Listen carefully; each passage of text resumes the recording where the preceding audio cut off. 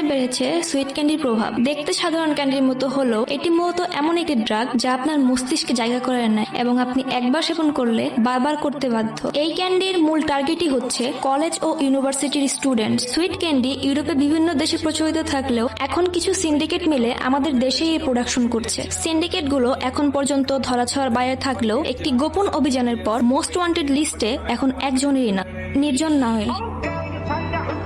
তুই দিছস না ইনফরমেশন? মানে আমি কেন দিতে যাব? মাথা ঠিক আছে তোর? জবান লুকায় তো লাভ নাই রে ভাই, তোর চোখ সত্যি বলে দিতেছে। শোন, নিজেদের মাঝে ঝামেলা করে লাভ নেই। তুই কিছুদিনের জন্য আন্ডারগ্রাউন্ড হয়ে যা। ও আচ্ছা, তাইলে এই প্ল্যান? হ্যাঁ, কিসের প্ল্যান? সেই দিন তোর ওই টেক্সট পুলিশ ঝামেলা করতে পারে, তুই কেমনে জানলি? আগে তো কখনো করে নাই। আর আজকে নিউজে ফটো শুধু আমার, আন্ডারগ্রাউন্ড হইতে হবে আমার, সবকিছুতে শুধু আমি আমি আর আমি। তুই কই ভাই? আমি তো আর তোর মতো ধরা খাইনি। ধরা খাই নাই, খাওয়ানো হয়েছে। আর ভাই সে যে সুযোগ বুঝে পিছে চাকু মারা হয়েছে।